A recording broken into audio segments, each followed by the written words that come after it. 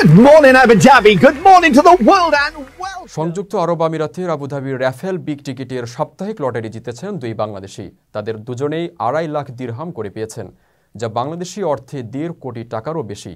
এই দুই বাংলাদেশির একজন আমিরাতে গাড়ি চালান, অপরজন নিরাপত্তা প্রহরীর কাজ করেন। রেমিটেন্স যোদ্ধাদের ঢাকায় বিশেষ ছাড়ে রেডি ফ্ল্যাট দিচ্ছে শতভাগ বিশ্বস্ত ও নির্ভরযোগ্য প্রতিষ্ঠান প্রবাসীর সিটি। সোমবার লটারি কর্তৃপক্ষ এক ঘোষণায় বলেছে, এ সপ্তাহে মোহাম্মদ মোজাম্মেল হক ভূঁইয়া এবং আলমগীর হাফিজুর রহমান সর্বশেষ বিজয়ী হয়েছেন। 47 বছর বয়সী মোজাম্মেল হক ভূঁইয়া দুবাইয়ে গত 13 বছর ধরে বাস করছেন।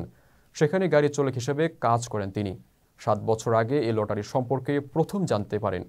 এরপর 20 জন বন্ধুর একটি গ্রুপের সঙ্গে প্রতি মাসে টিকিট কেটে আসছিলেন তিনি।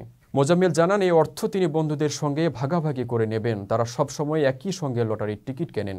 অপরদিকে 42 বছর বয়সী নিরাপত্তা রক্ষী আলমগীর দীর্ঘ 15 বছর ধরে দুবাইয়ে আছেন। তিনি 10 বন্ধুর সঙ্গে মিলে লটারির টিকিট কিনতেন। পুরস্কারের টাকায় বাংলাদেশে থাকা ঋণ পরিশোধের পরিকল্পনা তার।